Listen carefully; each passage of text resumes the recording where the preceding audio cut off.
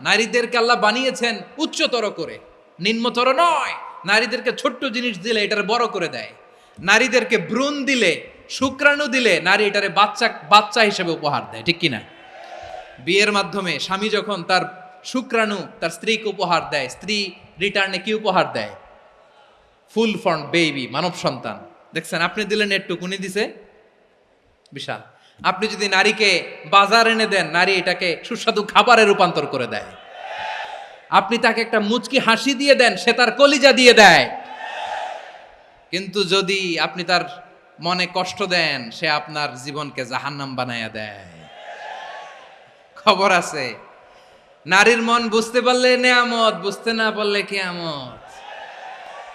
ঠিক কিনা বলেন? আপনাদের এই গর্ভ যে কত দামি আপনি জানেন না। আপনার পেট থেকেই আসবে আগামী দিনের সালাহুদ্দিন আল আইয়ুবী। আপনার পেট থেকেই আসবে অনাগত দিনের ইমাম মাহদী আল মুনতাজার। আপনার পেট থেকেই আসবে অনাগত দিনের ফয়সাল, ওয়াসিম, মুগ্ধ, আবু সাইদের মতো বীর যোদ্ধা। দুনিয়ার সবকিছুই অ্যাসেট, এর মধ্যে সবচেয়ে দামি অ্যাসেট নেককার নারী।